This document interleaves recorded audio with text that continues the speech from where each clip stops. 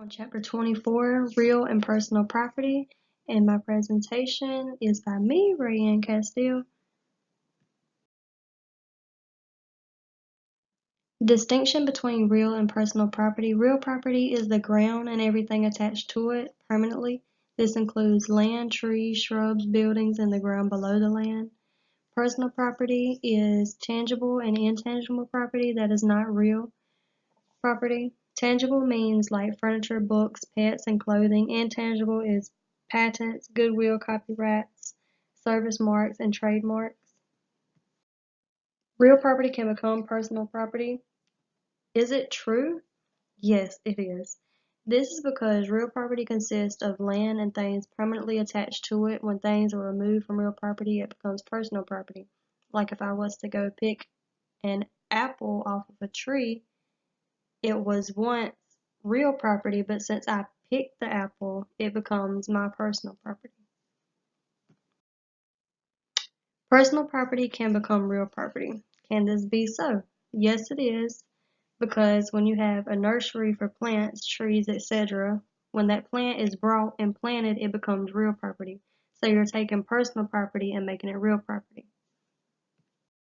Acquiring title to a personal property. A title is actual ownership of property.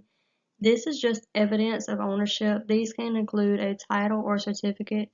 Title is ownership. It can be transferred from one person to another. There are a few different ways how this can be done. Finding lost personal property.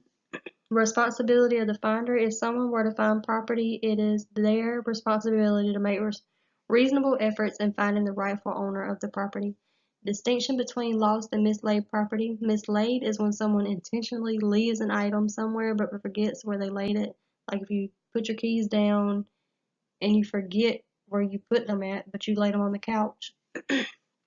Lost is when someone does not intentionally leave an item with someone or somewhere and it is forgotten.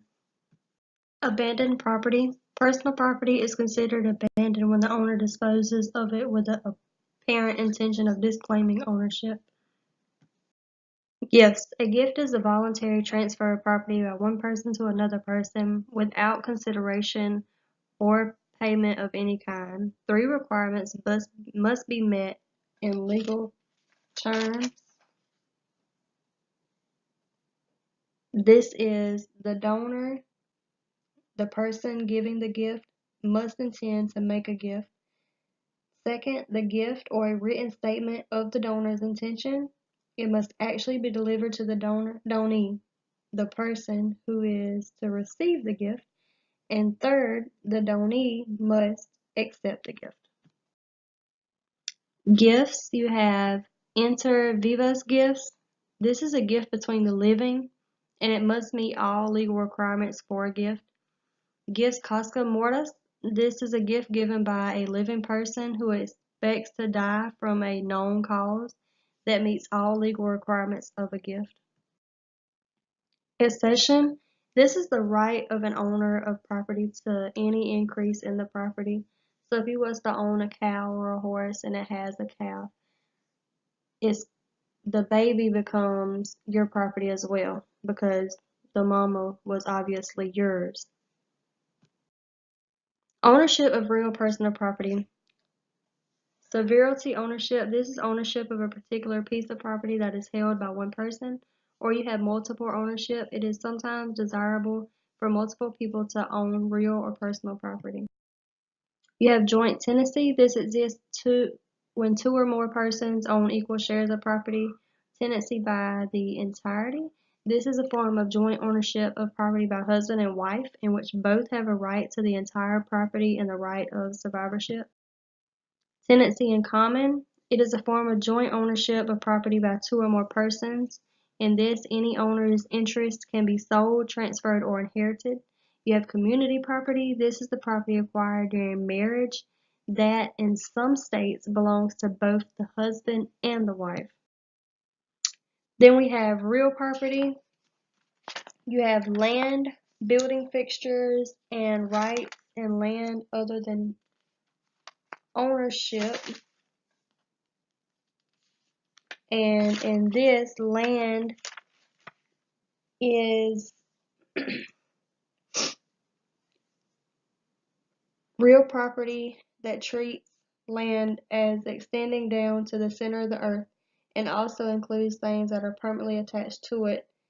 This includes like houses, trees, buildings, but furthermore, it also includes the airspace above the land to an indefinite height, subject to the rights of aircraft in flight that do not pose a hazard to person or property on land. Land can also include minerals such as oil, coal, iron, ore, except in states where the state retains an interest in certain minerals. The buildings and fixtures. A building is a structure built on land, and a fixture is when items of personal property are added to land or to the building in such a way which they become part of the real property. So it's basically like you fixed up on the building. Rights in land other than ownership. It can be separated from the land itself, except for in some cases it's easement. For these, I had real property, subterranean rights, air rights, easements, profits, and license. Subterranean rights is the right to extract minerals such as oil or coal. Air rights is the right to build on or above the land. Easements is the right or interest in land granted to a property to make beneficial use of the land owned by another.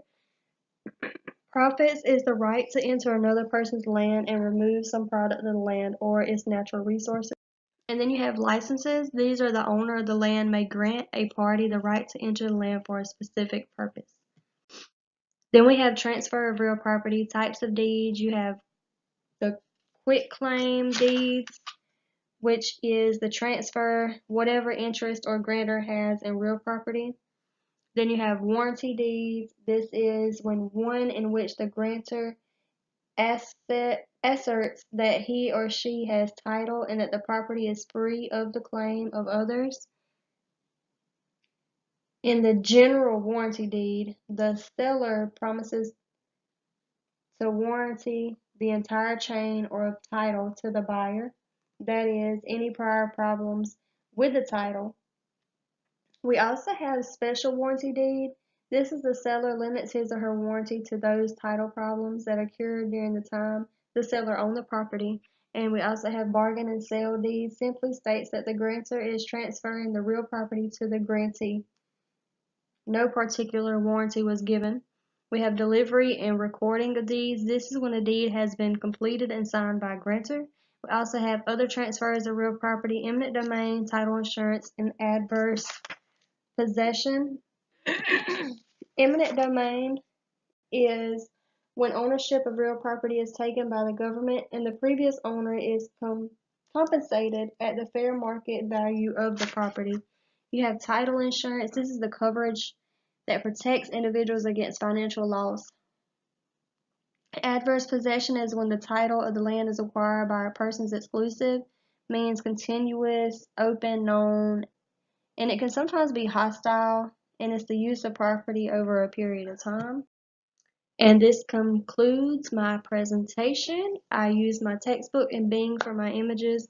Thank you for watching. I really hope you enjoyed it. I hope you learned something new. And again, this presentation was created and given to you by me, Rayanne Castile.